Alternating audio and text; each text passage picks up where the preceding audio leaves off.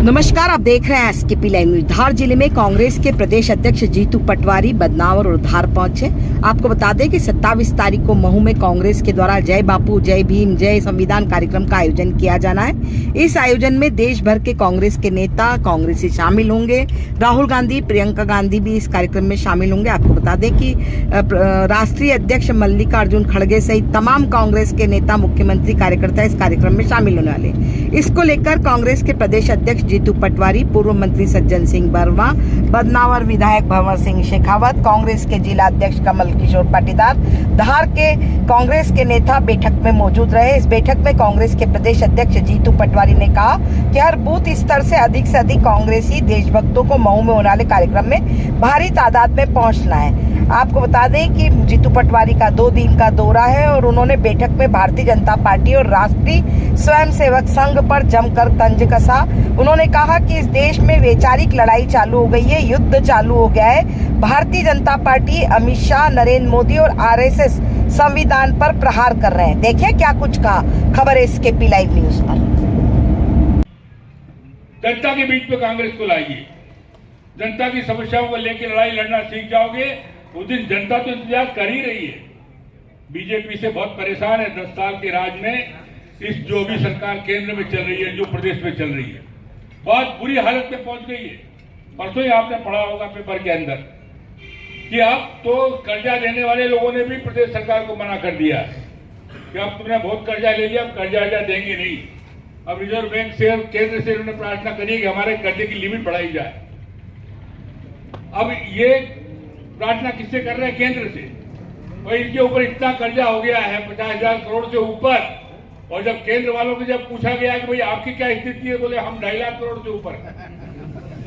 मतलब ये जिनसे कर्जा मांग रहे हैं वो इतने कर्जे में हैं कि उनको भी कर्जा देने वाला कोई तैयार नहीं है। तब ये जो सरकार की स्थिति है, आर्थिक रूप से टूट चुकी है। कमाई जनता हलाकान है। मैं आज भी सुबह 3-4 शादियों में जब ये कार्नर इधर होकर के आया, सड़कों की हालत खराब है, पुलों की हालत खराब है, पुल पुलिया खराब हो गए हैं। पिछले 5 साल में कोई काम नहीं हुआ। और ऐसी स्थिति के अंदर अब आपके सामने बहुत बड़ा संघर्ष करने का समय आ गया है। धार और बदनावरी दिखे और कुछ दिखे नहीं, इसलिए मैं ये माइक भाई जीतू पटवारी जी को देता हूँ। जीतू भाई। सम्मानित या उपस्थित सभी परिवारजन, पहले तो सती प्रथा यानी एक महिला का एक तरह से अग्नि में दाह होना, जिंदा महिला का, ये अपने आप में एक तरह का उस दौर में जो विरोध करने वाले लोग थे, राजा राम मोहन राय इसकी प्रथा के विरोध में आए थे। तो अल्टीमेटली एक विचार के लोग थे, वो अपर कास्ट के लोग थे जिन्होंने इसकी विरोध की। और धीरे धीरे इसके पक्ष में भी बहुत लोग वो बखान करते थे, गाथाएं गाते थे, गीत गाते थे, कथाएं लिखते थे और महिला कहते थे क्या पति के साथ ईश्वर को प्राप्त हो गई जिंदा, उसका अलग तरीके से बखान करते थे। ये विरोध करने वाले लोग कांग्रेसी थे और पक्ष लेने वाले यही है जो आज एक समुदाय के खिलाफ नफरत फैलाते। ये उससे अलग नहीं है, याद रखो इस बात को। ये वही लोग हैं जो छुआछूत का समर्थन करते थे और जो छुआछूत का विरोध करते थे महात्मा गांधी के साथ, वो कांग्रेसी थे, कांग्रेस के विचार के लोग थे। तो इस वैचारिक लड़ाई से भी आप सबको मानसिक रूप से तैयार रहना। ये बार बार भारतीय जनता पार्टी एक द्वंद में पड़ी है।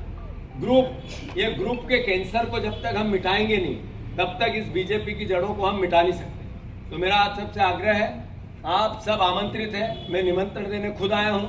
संख्या से मुझे कोई मतलब नहीं, पर हर बूथ से एक गाड़ी आनी चाहिए। हर बूथ से भैया ड्यूटी लगा प्रभारी जी, जो प्रभारी है अपने को एक बूथ से 2 गाड़ी नहीं चाहिए। इसलिए नहीं चाहिए कि हम वैचारिक अपने कार्यकर्ताओं को सिखाना चाहते हैं, इसलिए कि वो आएंगे तो उनको समझ बनेगी, पहली सीढ़ी बढ़ेगी वो इस बात को लेके कि हाँ कांग्रेस को सुदृढ़ करना है तो वैचारिक रूप से भी करना है।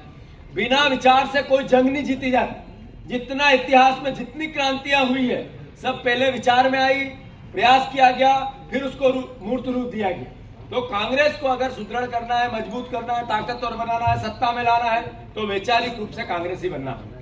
हमारी पार्टी है जो भगवान राम, कृष्ण, पैगंबर, गुरु नानक देव जी, हमारे महावीर, गौतम बुद्ध, अंबेडकर, ये सब ने एक ही बात की, मानवता की रक्षा की, प्रेम की, प्यार की, मोहब्बत। तो कांग्रेस भी वही बात करती है, संविधान में भी वही बात।